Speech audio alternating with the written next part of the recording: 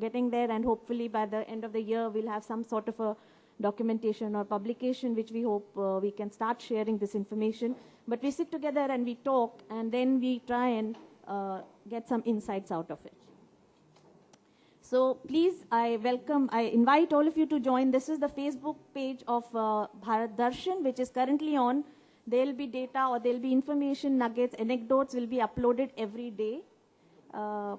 This is an old screenshot, I think, there is every day right now there will be stuff added onto this Facebook page, so please like it, and you'll get all the information that we get.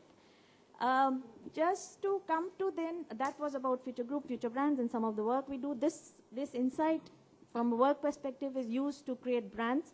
So for all companies which are trying to set up businesses in India, I think the kind of cultural insights that we offer would be, the nuanced cultural insights would be very valuable, because as we all know that all cultures operate differently, and there was a session on multicultural management yesterday where some of these points were brought up.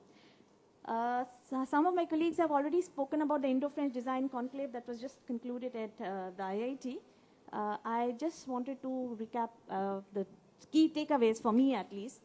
One of the things that came across very strongly in this two-day session was that this is a post-industrial era, and design for society is definitely gaining precedence over design for the industry. Industry is part of society, but society on the larger society, whether that is, which is of course the human beings, the communities, policy, all of that. Innovation and sustainability in thought and in practice are in great demand and are the needs of the hour. And therefore the purpose of design has further exploded, because it is seen as being a kind of a glue or a binder of all these different parameters. So in this scenario, it is imperative that we have a multicultural or diverse or a mixed, multidisciplinary kind of working and learning environments. So for academia as well as industry both. And not enough is not yet happening on the Indo-French design front as of now. That was one of the key takeaways from the conclave. And the way forward, as many of my colleagues, especially Sumer, have listed out, and Professor Rao. So basically, just in a nutshell, that working groups or workshops need to be mapped out so that there are further collaborations and interactions. Before I end, I'll just give you two examples of what already is happening on the Indo-French design front, which we missed out when we talked on the design conclave. My mistake. I should have, as a Delhi person, pointed out. There's an initiative called Design by Design, which is formed in 2010 by the Alliance Française and Studio IF. They conduct regularly exposes, roundtables, exhibition charrettes, etc. 20 exposes, 4 roundtables, 4 exhibitions. Some figures, I'm not 200% sure what it is, but well, more or less these figures, they've already happened. I didn't have internet connection, so I couldn't show you some pictures, but you can look at their blogspot, which is designbydesign.blogspot.com, and they're also on Facebook as Design by Design. It is founded and led by Professor Chishti, who's an architect, but who's also studied in France. So he has a kind of a sort of a dual cultural vision on this. That's one initiative. The other one, on an academic front, is this institute established in 2008. It's called DSK Sup Infocom. It's outskirts of Pune. It's a JV between the SK Group and the CCI Grand Hanwat. I don't know how to pronounce that. And they are now quite successful, and they have full-fledged professional courses in animation, gaming, and industrial design with an international faculty, which also you can check out on their website. So with that, thank you. This, the structured presentations in the roundtable, it's a time of unstructured discussions. And in order to initiate that, I want to just give a cue to one of the person like you, who has an experience of India and France both.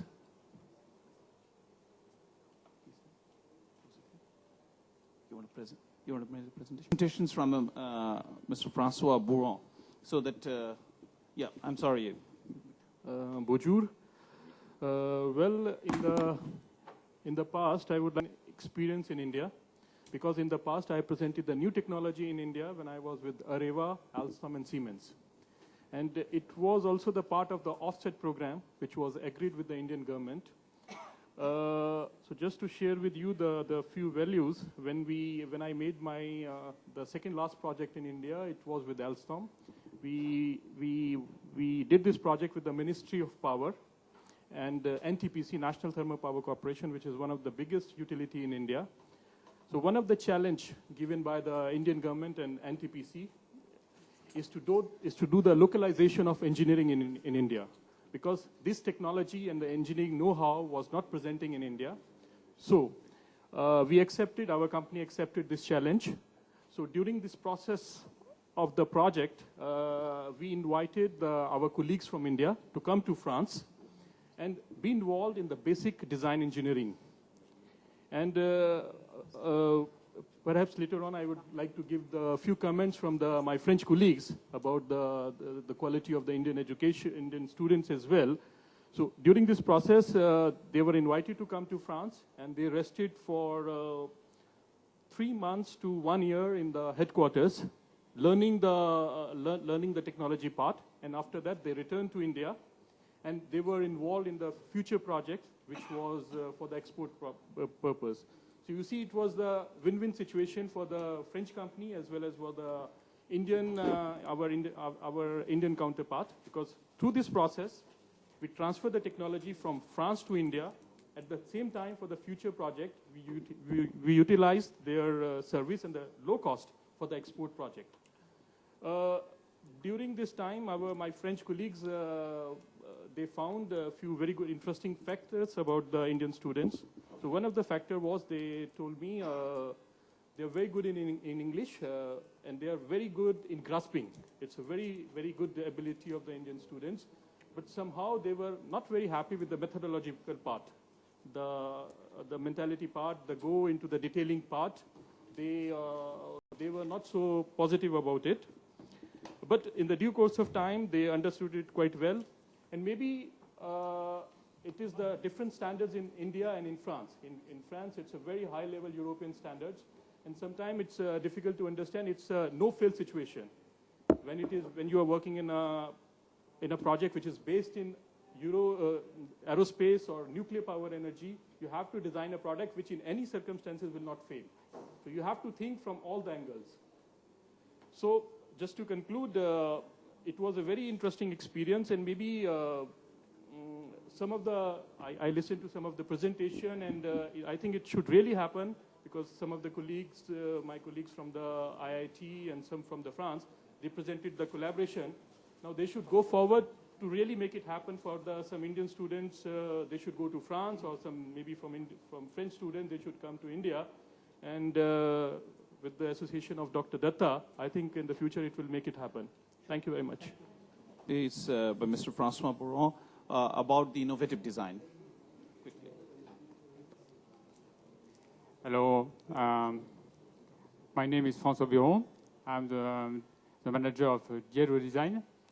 So innovative design is we can present you some success stories and issue, and with these examples of our company, or what different works we do, mainly in Europe. Maybe we can also see what could be the relationship with a good partnership with India. So Jet Design is a company in Paris. It's more than 20 years of experience. And we are focused on 3 main sectors. It's automotive, it's energy, and also aerospace. So I think between this, we can focus on these elements.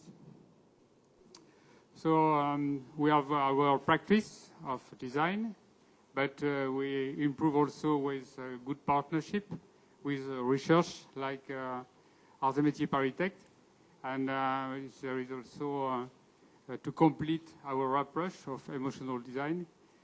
We integrate also the methodology, the knowledge, and for emotional design, and we have also participated to Kansas project and genius project.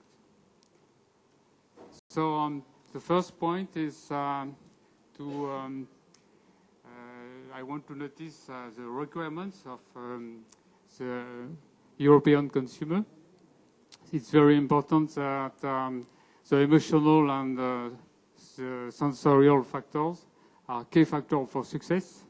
So I think also it could be a good way for Indian product to improve and to adapt their product to the requirements of European.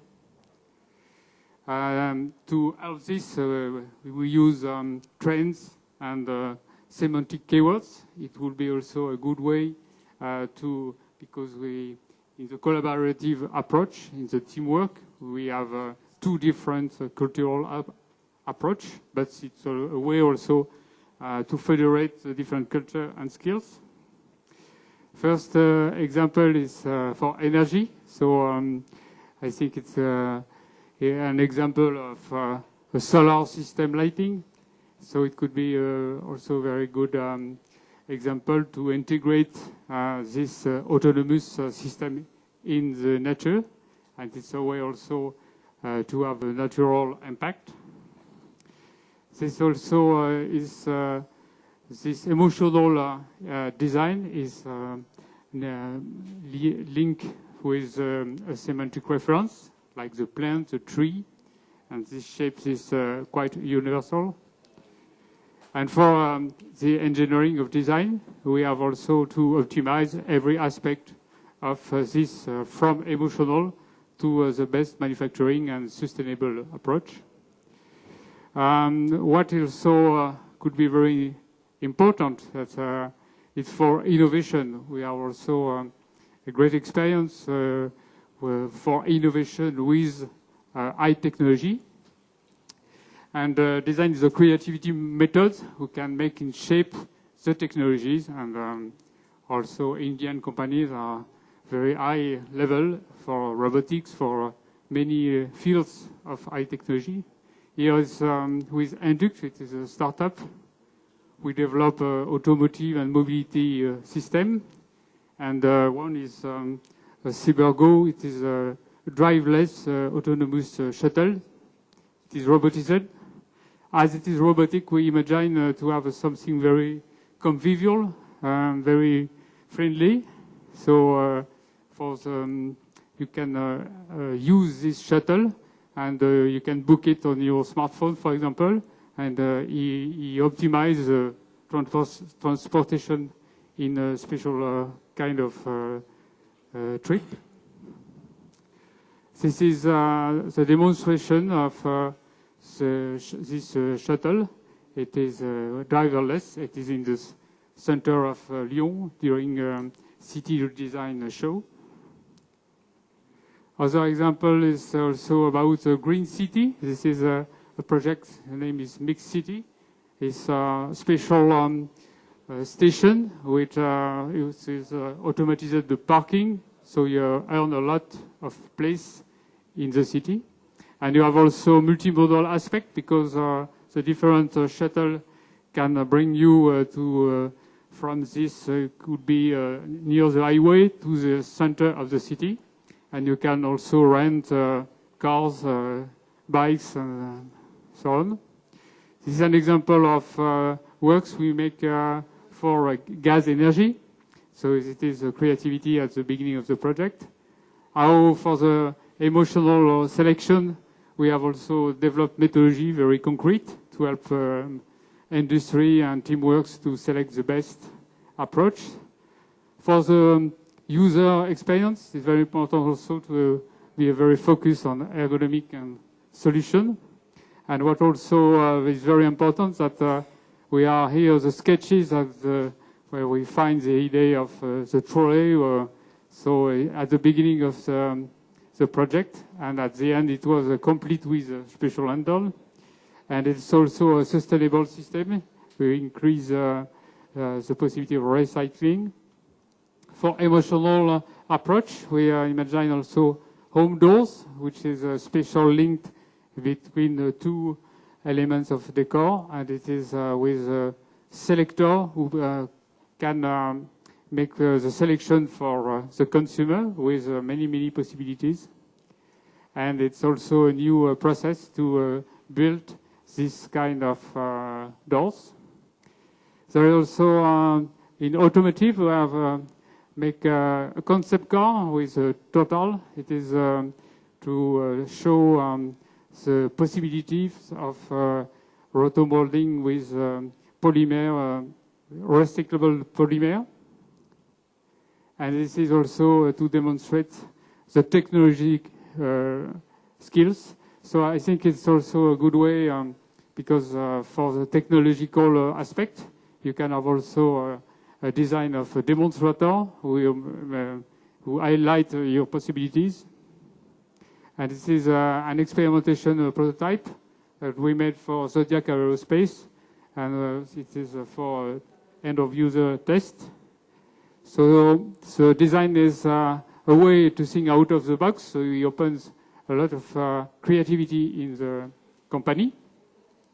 It's also an emotional added value for products and brand, and this look and feel is very important. I know also that for Indian company could be also a great opportunity to have his own brand and to complete his value with this brand dimension, and at least good products make the good business. Namaste. Thank you, Mr. Brown. What I can feel from this discussion, we live in two different economies. We live in the two differently developed societies. But the real value of the Indo-French collaborations would be to bring the quality in the market of India, which is very cost sensitive. I need some feedback from the industries, especially the Indian industry and the SMEs who are present here. Like, what are the opportunities, as you see here, the French quality in the design, in bringing it to the Indian situations? Anyone?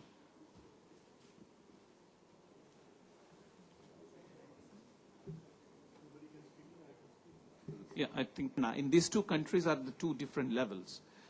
So I just wanted an industry's perspective, like how the quality of the French quality, we can bring it into the context of the Indian market, which is cost sensitive. We need the quality, but at a different level of the cost. What do you feel like? What is your view on this aspect? Yeah, in fact, in many ways, this session continues with the previous session in the same arena and in the same domain. I speak for SMEs because I'm an entrepreneur myself. I run a few projects myself, and then of course representing the SME sector. And I'll talk solutions, not just problems but solutions. One area that we see in the SME is the investment resource constraint. Many of these design softwares, typical softwares, are extremely expensive. In fact, in many cases, I can almost set up a small project at the cost of the design software itself. So this therefore becomes something which gets postponed year after year. And then the technology also keeps changing year after year. So while SMEs may like to have access to some of these design resources, etc., but they may not have resources or especially financial resources. So one solution which NID of course offers now under the National Manufacturing Competitiveness Program is a support mechanism to set up a collective design center, a cluster design center. So I think this is something which is extremely important. In fact, this is a solution which directly supports not one, but tens and hundreds of SMEs in a cluster. In fact, I was about to, even if even otherwise, I was about to say that we look at setting up this center. We, as SME body, we are willing to give our share with NID support, and we look at French collaboration also. If jointly we can do it, we can even sign this MOU, at this platform, or at least start discussions. This is one. Second is, someone mentioned about Tod Ford Jod. And to my French friends here, Tod would mean break, Ford means demolish, and Jod would mean recreate or rejoin. I say this because I coined this term, and we run a cluster development program in Faridabad under the National Innovation Program, and that is for the auto component cluster. And we've set up this center in our city where the industry, especially the SMEs, would give their pain areas. We would find the right expert coupled with engineering students, and they would, as a team, work in that shop floor and try to give solutions, including design solutions. However, design sometimes the software or the non-availability of the right software takes us to, it's a roadblock. I still believe it's a challenge area for us. So we're looking at this kind of a collaboration approach, and this is something extremely important. Second is that these design centers can also become education centers in terms of providing education to the next generation. So a collective design center can be an education center for future engineers and other people who are into design. Can, on a use basis, SMEs can utilize it. And if we do it with French collaboration, I believe we can really utilize the amazing skills of design which are in utilization in France. So I look at this as an opportunity, willing to grab it. I offer myself. Thank you. Thank you. I agree. When you see the design is too much looked upon as industrial design, to make products. If you take the approach to see that you design for society, that you do field work and find out what to design, then design can be very instrumental as an opportunity for the industry. By the way, software, it doesn't design. It's just a tool which you normally use just a pen or a pencil. That should be enough. The problem is elsewhere, is to the approach of design. And I think in that approach, both countries can be very helpful to one another, because the problems are on one side not only, but also on the other side. It's refreshing for French design to look at situations here, from my own experience, we think, why is this not designed, So I think there's a very good growing ground for a design center to have this ongoing communication. Thank you. Anyone wants to comment? Yeah, please. Please introduce yourself. Thank you. We're in IT Delhi. And what we do is we design our own products and we try to market it.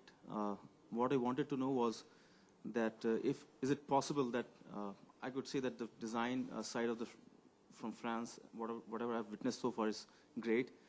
But the manufacturing costs are still low in India. So is it possible that we can extend ourselves to, manufacture some of the low-cost products from France, and we can find some foothold in European market?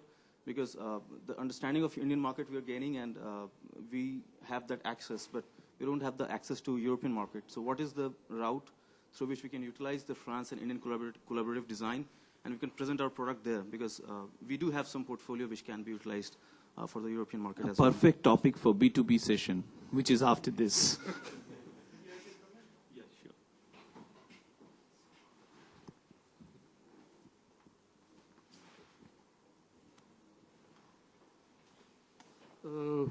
Maybe I would like to comment on this wonderful topic, maybe a little bit in detail from the French side and a little bit more from the Indian side. During this past project, I visited, I think, more than 100 design companies who are in India. And they are very much enthusiastic, very much capable of doing it, but despite of the fact it is not happening. There's always a discussion. It's not happening. I would like to give some things from the French perspective. It's not only about the design part, it's about the few other things like the export control, intellectual property rights. So sometime my company, which was based in France, they were very fearful about if they, let's say, they give this job to the Indian company, whether in future they will be able to safeguard it or not. So this is one of the very key issue for them, and I don't know how to address it. And in addition, from the French side, I would also like to share a little bit perspective. If this transfer of technology is made to India, so they are not really sure, because in future they may lose some job in France. Because if this in future, if this big work is being done in India, they will lose their job. So this is from the French perspective side. In the past, which my French colleagues were always discussing with me to find a solution, we could never find a solution unless they are willing to do that. But from Indian side, as this gentleman, Mr. Chawla, is saying, I think the best solution is what we did in the past. Find a partner from the French perspective, which they feel, with whom they are comfortable. Whether it is TCE, Tata company, big company, small company, trust them, visit the company, and offer them. It's a very win-win situation from India and France, because during this process, they will develop the know-how in India, and it's well known. This cost is the cost of engineering man-hour in India is very, very low as compared to engineering man-hour cost in France. And in future, they can, by giving a support to these SMEs in terms of some softwares, some hardware, by deputing of their supervisor to India or inviting some talented Indian engineers to France, they can transfer this technology to India. And then in future, the French company, they should not look for a very small project. They should look with a long-term perspective. That after this project is finished, we have an export market, let's say in Czechoslovakia. If you do the engineering for this project in France, it's not cost effective. In Middle East, for example, and that's, I would like to share with you, one of the very good, very well-known French company are doing it. For example, Technip. It's a very well-known French company in France in the design field. For the project, they have set up a big center in India, in Mumbai and in Noida. I had an opportunity to visit them, and they are utilizing in a big way. They have transferred the technology and the know-how to India, and through these offices, they are catering to the Middle East and the Southeast Asia, Southeast offers like Malaysia, Indonesia, and it's a huge success. Thank you, Mr. Goel. Like giving this, in our last sessions we heard the same, the comments from the gentleman from JIPS, and that's I find, because I have a little experience of working with the American, who looks for immediate business perspective, and I think that's the difference with the French. Like in the last sessions we heard about, like the companies don't invest for immediate return. It's a long-term investment. So it is more on the knowledge front and top of over-urban relationships, and which is the crux of the Indo-French collaborations, the cooperations between India and France. If anyone has any comments on this, yeah, please, Professor Rao. So I think you did bring this question of quality cost trade-offs when it comes to this thing. But I think slowly things are converging. If you really look at some of the designs which are coming up from India, so they actually meet a lot of quality requirements. For example, now people don't look at just ISI mark. They want every product to be CE marked, so that it can very easily reach the European market and others. And coming to the cost, sometimes it's not just possible to reduce the cost of a product or keeping the same technology. So if you are looking for, let's say, affordability, sometimes you have to use a technology as an enabler to come up with completely a disruptive solution. And that's another thing which is happening in a very big way.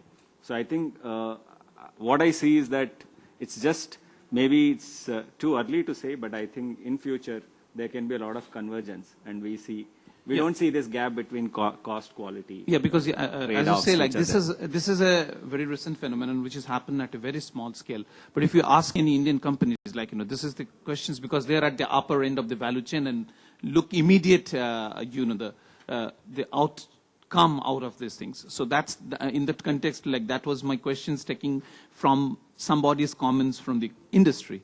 So with this.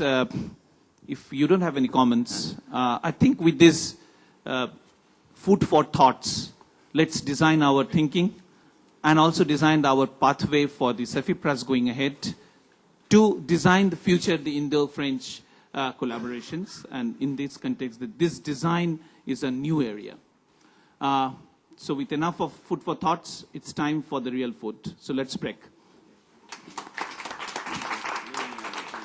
Oh, before we disperse, there's a the announcement for our French participants. Please, you're requested to kindly register yourself on the summit website for the industry visit scheduled tomorrow. You will find the name of the industries on the website. You may also give your coordinates at the French help desk so that they can find you. And we only had limited seats available for the visits. I don't know how much is true.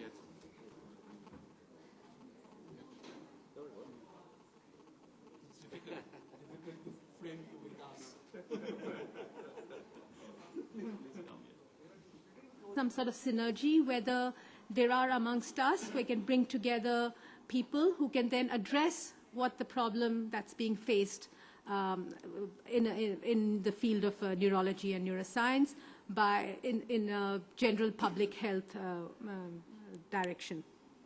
So each speaker, as we have said, has been allotted about 10 to 15 minutes. Hopefully the 5 minutes will be kept for questions that people might have about after the speaker says his words. This session is chaired by me from the Indian side and Dr. Etienne Hirsh from the French side. And so I will just give my brief introduction and then I will introduce the next speaker. Okay? So let's just get started because it would be nice to have a lot of time for discussion at the end. There are some slides of some of the major cities in India where there is a group of people who are working in the area of neuroscience. Of course, the first would, and this is not ordered in any particular way. It's just a list. So the first I've put here is the All India Institute of Medical Sciences, which has the Neurosciences Center, and there are many people who work on it, and there's departments such as neurology, neurosurgery, neurobiochemistry, and there has been quite a bit of interaction between the basic scientists and the people in the All India Institute of Medical Sciences. And here's just a picture of one of the people working in that institute, Dr. Shashi Vadva, who really looks at the development of the auditory cortex using CHIC as a model system, and she studies how there can be plasticity in the developing auditory system. Next is the National Brain Research Center, which is located in Manesar in Haryana. It's about 50 kilometers from the All India Institute of Medical Sciences that I talked about. And this is really the research center where there's perhaps the largest group of basic research scientists working in the area of brain research are located in this place. I've just, to give you a flavor, I've just put up that they have a national neuroimaging facility which has an fMRI and will soon have a MEG as well. And a PET too. I don't know, Neeraj, whether it's just a MEG. Okay. We'll have a MEG. It also already has an fMRI, and this is a national facility. Moving down south, we have the National Institute of Medical Health and Neurosciences. It's the largest center for tackling neuropsychiatric diseases. It's, as I've said, it's a multidisciplinary academic research and healthcare institute in the brain-mind behavior axis in India. And although it's clinical, there's a lot of people there who are very interested in basic research. And just as an example, here's a picture of a professor who works at NIMHANS and who studies calcium signaling in motor neurons in order to look at the degenerative processes. There's a National Center for Biological Sciences, again in Bangalore. Bangalore is a hub, again, of many different institutes where they have a few people who work on neurobiology.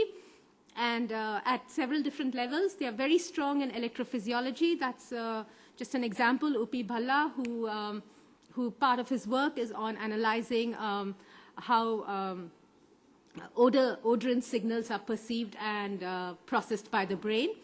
And he does electrophysiology. There are people there who are strong in computational neuroscience as well. There's the Tata Institute of Fundamental Research in Mumbai, where they have a few neuroscientists. Again, in these institutes, there are few people who do neuroscience. National Brain Research Center is the one that is really dedicated to brain research. And in this center, people are very strong in developmental neurobiology. The picture there is of Shubha Tole, who's a developmental neurobiologist who looks at different perturbations and how the brain is actually patterned during embryogenesis. And Vidita, I just have an example from another person in that institute, Vidita Vaidya, who studies how the brain reacts to stress and adult neurogenesis. So more molecular neuroscience, so to speak. Then there are universities in India that do have people working on neuroscience. There's the University of Allahabad, which has a Center for Behavioral and Cognitive Sciences. And Narayan Srinivasan is somebody who works in that area. And so this is more not at the molecular end, but this is more at the cognitive systems end. And this is just from some of the things he's done. He's actually edited a book on the advances in cognitive neuroscience. Then there's the University of Allahabad, which has a Center for Neural and Cognitive Sciences. They're again cognitive, but there's some amount of electrophysiology that is that they have too. And the electrophysiological work that I've shown is from one of the people who works in that institute, Joby Joseph. So you can see there are many, many centers across India, and neuroscience in India spans from the molecular to the systems to the cognitive levels. There's the Indian Institute of Science, Education and Research in Pune, which has several researchers. I've just shown the work of Arnab Ghosh, who again is a developmental neurobiologist who looks at axon path finding and how the brain is actually put together. There's also another Indian Institute of Science, Education and Research. There are several such institutes located in different cities. This is in Mohali. And again, people who work at the signaling, molecular signaling level. This is the work of Samarjit Bhattacharya, who looks at endocytosis and recycling of receptors. Then in my own institute, there's Center for Neuroscience, which is about 3 to 4 years old now, at the Indian Institute of Science.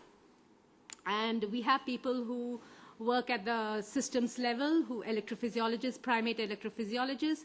We also have molecular neurobiologists like myself and developmental biologists. This is just a setup from one of my colleagues.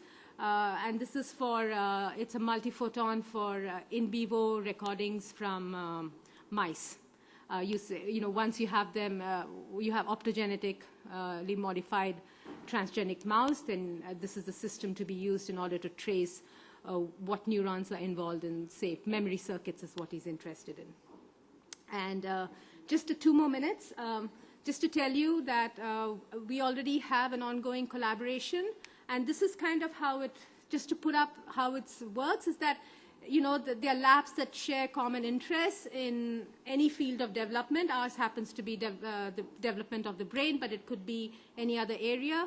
But on the Indian side, you have, I was interested in cerebellar development, some fundamental approaches, embryonic stem cell differentiation.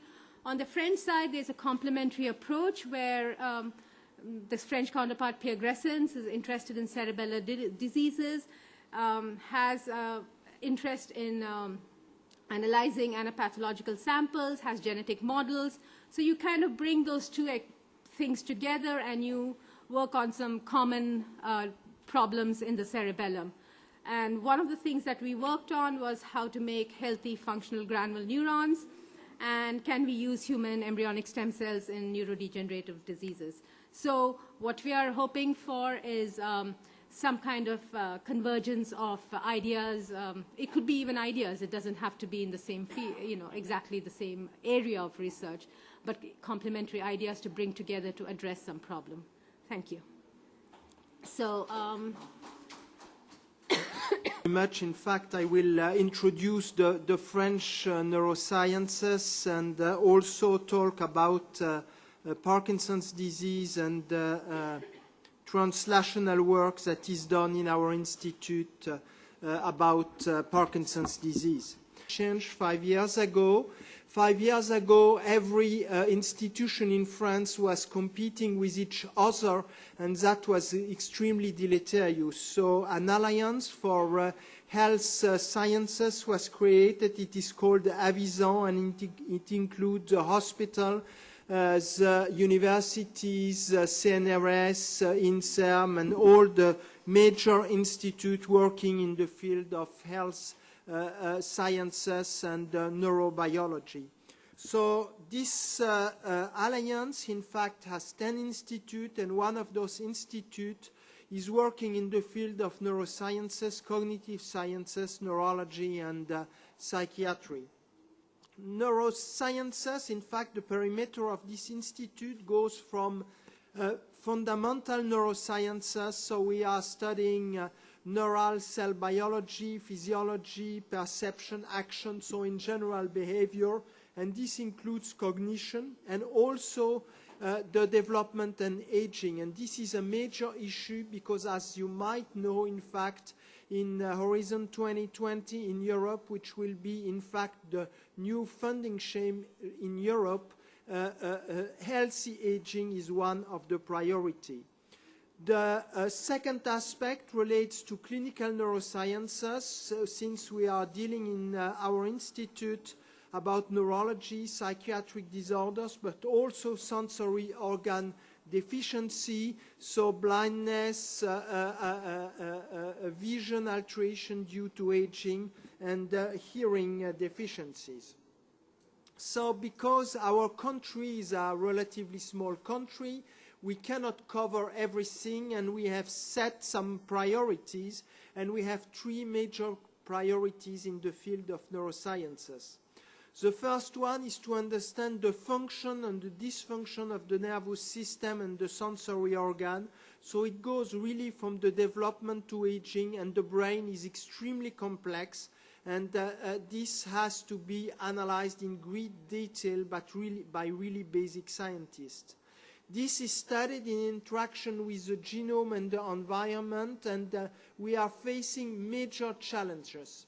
One of the most important challenges in neurosciences is the scale shift, because we want to understand how our brain is regulating our behavior. So that means that we are analyzing networks of neurons, but on the other hand, within these neurons, we want to understand the molecular changes that are underlying, in fact, the behavior. So this is a major issue because we are going from scales from a few centimeters to a few nanometers. The major difficulty is also related to the time frame, because we need to analyze signals in a few milliseconds, and we need really a real-time new physical observation capacity. We are also generating a huge amount of data, either with the genetic, with the clinical studies, with the imaging studies, and we need to develop high-throughput screening, ways to simplify this data, probably by massive in silico approaches. We need also new animal models grown in conditions allowing the expression of complex phenotypes, and especially for neurological diseases which are extremely complex and very often are syndromic. The second priority is translational research with a therapeutic output, and we focus our interest on the biomarker towards personalized medicine. And we can cite a few types of markers, the mechanistic markers, for the markers for the disease staging, for the efficacy of the treatment, and for the toxicity of the treatment. Our last priority is organizational priority. We want to concentrate research in large interdisciplinary and our clinical research centers. So we want to build really centers of excellence, and centers of excellence with people coming from various disciplines, medical doctors, of course, but people in the field of mathematics, biophysics, and biology. But on the other hand, when you have to take care of the patients, you need to cover the whole territory, and you need, in fact, to have strong teaching capabilities in all university hospitals in the country, and not all these centers can be excellent centers. So we have to build a network with centers of excellence being the node of the network, and having these centers of excellence, in fact, teaching the other centers to create really a network with people working together, in fact, towards improving the quality of life of the patients. So I will not give as much detail as on the Indian side, but just show you the map of our country, and you see that our country is a very centralized country, unfortunately, and half of the research teams are concentrated in Paris area and the suburb. This is the big red dot you see in the center. You have the second most important city is Marseille, and Professor Olivier Blin is coming from Marseille. It is on the bottom on the right side. We have other major cities such as Bordeaux, Montpellier, which are in south of France, Strasbourg, Lyon, and Grenoble. And Professor François Berger is coming from Grenoble. Altogether, we have approximately 500 teams working in the field of neurosciences, including, of course, the pure clinical teams in the country. We have also some structures which are, I think, relatively unique, which are called clinical centers of clinical investigations. And these centers are small laboratories within the hospital with medical doctors doing only clinical research, with nurses devoted to clinical research, and with technicians and students. And this is extremely interesting because it covers the whole country, and for specific topics, in fact, these centers of clinical investigations are working together. And this shows you in blue, for instance, the map of the Centers for Clinical Investigation in the field of movement disorders, which is relatively strong in our country. We are also building such type of networks for the psychiatric disorders, and of course we have also such centers which are more generalized. This allows really to reinforce the clinical research, allowing some clinical researchers to devote almost all their time to clinical research. So now, after this short overview of neurosciences and neurology in our country, I would like just to concentrate on some aspect we are developing in our institute in Paris. It is called ICM. It is the Center for Brain and Spinal Cord Research. It is at Salpêtrière Hospital, in fact, where Charcot was working a long time ago. And this is a brand new center, and I invite you all to visit our centers. And I will mostly focus on the unmet therapeutic needs in Parkinson's disease to illustrate how translational research is important, in fact, to identify new targets for the treatment of neurodegenerative disorders. You all know that Parkinson's disease is characterized by the loss of dopaminergic neurons in the substantia nigra. On the top, you see the black region, which is the substantia nigra, and the color has disappeared in the brain of a patient with Parkinson's disease. This is just the sign of the death of those dopaminergic neurons. And this is thought to be at the origin of the clinical manifestation of the disease, namely akinesia, rigidity, and tremor. And this loss of neurons is associated with deposits of a protein called alpha-synuclein in a histopathological stigmata, which are called the Lewy bodies. And most of those symptoms can be alleviated by restoring the dopaminergic neurotransmission. However, we are facing major issues in the treatment of those patients. And the first issue is that with the disease evolution, in fact, more and more neurons degenerate, so we have no ways to slow down or stop the loss of the neurons. Furthermore, when the disease evolves, some non-dopaminergic lesions appear, leading to new symptoms which are not alleviated by dopaminergic treatment. I would like just to illustrate this by a short video. This is a patient. It's not working. I should have taken my computer, sorry. So it was just a video showing a patient with early disease, a de novo patient. You could see that in fact there is an improvement with dopaminergic treatment, and at 10 stage of the disease, in fact, the patients get demented and the patients are starting to fall. And this is really a major issue, because whatever the age of onset, whatever the disease duration, when a patient starts to fall and when he is demented, this announces by approximately 5 years the death of the patient. And this is probably the most important unmet need in this disease. So what are those needs? First, we need to be able to diagnose the disease as early as possible, in fact, to take care of the patient very early. Two, we have to interfere with the disease progression. So in other words, try to identify the mechanism underlying neuronal degeneration. And three, we have to find some treatment to alleviate those non-motor, non-dopaminergic signs in Parkinson's disease, such as cognition, mood disorders, psychosis, anosmia. Anosmia is a loss of smell, balance disorder, sleep disorder, pain, and speech.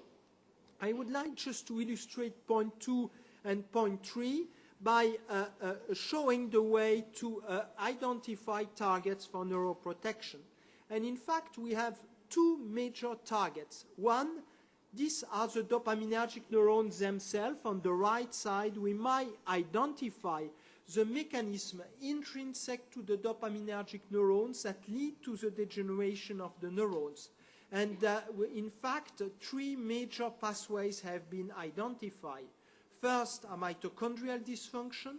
Two, an alteration of proteins within the degenerating neurons. And three, an alteration of the proteasome, ubiquitin proteasome system, which is eliminating the proteins. But when these neurons degenerate, in fact, they also produce some secondary reaction, and especially neuroinflammatory processes. So we believe that, in fact, by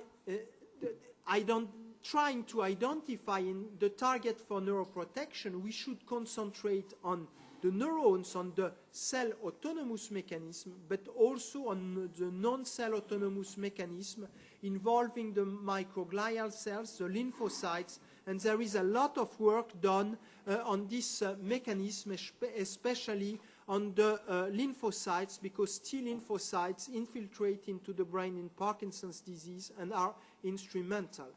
This leads to new targets to modulate the immune response, perhaps molecules that are used in other neurological disorders such as multiple sclerosis, and also vaccination therapies. The last point which I would like to address is gait and balance disorders. So these are the target to alleviate the symptoms which do not respond to dopaminergic treatment. And a way to do that is to try to identify first in the brain the regions which are involved in gait. And to do that, we have now wonderful tools which are MRIs, functional MRI. So what we did, in fact, was to take normal people, such as you and me. We were asking the people to work in a corridor, and after we placed the people in the MRI, and we asked the people to think that they are walking. And there is one brain region, in fact, which is which lights up, in fact, which is this region in yellow that you can see in the center and on the three different planes in the functional MRI. And this region is in the brainstem. It is called the pedunculopontine nucleus. So By doing this, you are doing normal physiology, but you are also identifying possible targets or structures that are involved in gait and balance disorders. And in fact, when you measure this region in a monkey, in fact, you are inducing gait and balance disorders. You see that, in fact, you have a decrease in the length of the step, decrease in the speed of the walk, something which is an axial syndrome, axial rigidity of the hip in the monkey. So this was the involvement of this region was confirmed by human postmortem analysis in the brain of patients with Parkinson's disease, and in fact we found that cholinergic neurons are altered in this region, but only in the patients with Parkinson's disease who display falls, while in another Parkinsonian syndrome, which is called PSP, progressive supranuclear palsy, and where almost every patient is displaying gait disorders, this nucleus was always altered. So this is in fact it is also important to have brain banks, human brain postmortem, and this might be a way to collaborate also between India and France. With that, I will be closing, and I'm ready to answer your questions, either on the neurosciences in France or on the work done on neurodegenerative disorders, which illustrate, in fact, how our country is, in fact, stimulating translational research, having basic scientists and clinicians working together. Thank you.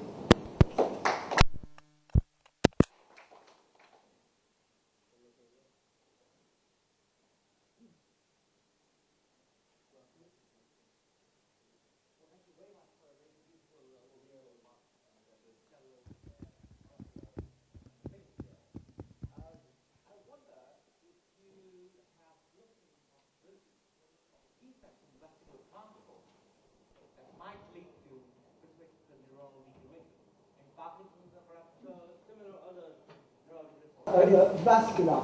Vesicular, yes, sorry. Yes, so vesicular transport, in fact, related to the vesicular transport, there are some alterations, and in fact, the neurons which are the most susceptible in the substantia nigra, the dopaminergic neurons which are the most susceptible, are those which have the lowest amount of dopamine vesicular transport. And this suggests that dopamine cannot be sequestered into the vesicles, leaving dopamine free in the cytosol of the neurons, and in the cytosol, in fact, the dopamine can auto-oxidize. And this might be a way, in fact, to render those neurons more susceptible. Which states that the dopamine which is synthesized in the neuron, the dopaminergic neurons, if it is not vesiculated, so they can act as damaging molecules. So that is one of the reasons, and this has been established by using two types of electrodes within a single neuron, wherein the neuron can, the non-vesiculated dopamine could be oxidized, whereas the vesiculated ones could not be oxidized. So if the proportion of the dopamine which is contained in the neuron, if it is more, then these neurons die. So that way, I'm sorry, this is what is happening? Yeah. Is it okay? That way, there is a possibility that if the vesiculation is not happening in the normal dopaminergic neurons, probably these neurons are prone to talk about why this is not shown there. Hello? They're fixing it. Oh, okay. So just wanted to tell you that, this, I'm talking only about the Parkinson's disease in India. And if you look at the Thomson Reuters or PubMed, you'll be able to find hardly around 700 to 750 papers published both in clinical as well as basics neurosciences on Parkinson's disease. Out of that, about 15% are actually review articles. And the remaining, it's mixture of both clinical and basic sciences. And the major locations where are Bangalore, Calcutta, New Delhi, and Chandigarh. And there are minor locations which are getting, initiated, or there are some activities going on, including Pune, Trivandrum, Hyderabad, Manesar, Bhubaneswar, Chennai, Cochin, Annamalai, Mysore, Varanasi. These kind of places where universities and institutions have started. Some people have started Parkinson's disease research where they have started publishing. And I just don't want to repeat it, but there are people who are working here from clinical side is already there, especially experimental side. I just want to say that clinical models or cellular models and animal models are used for finding out the pathophysiology, and there are a number of devices or designs have been put into practice. And when you look at the total scenario in India, the maximum stress is given to pharmacological work and finding out the Indian traditional medicine and its translatability or evidences, scientific evidences, modern scientific evidences to show that the traditional medicines are good for Parkinson's disease. That is a major activity that is happening, and that is especially true for centers where they have started or initiated Parkinson's disease research. I will be talking about two cases. I'll just elaborate on three of the cases. See, we would like to have, I think, generally speaking, when you are looking at the Indian scenario, we would like to have three aspects at least where we require a lot of collaborations from developing countries or developed countries like France. This first one is the independent validation of claims made in Indian labs. And the second one is sharing of postmortem brain tissue for research, which is also for validation. And the third one is sharing of strand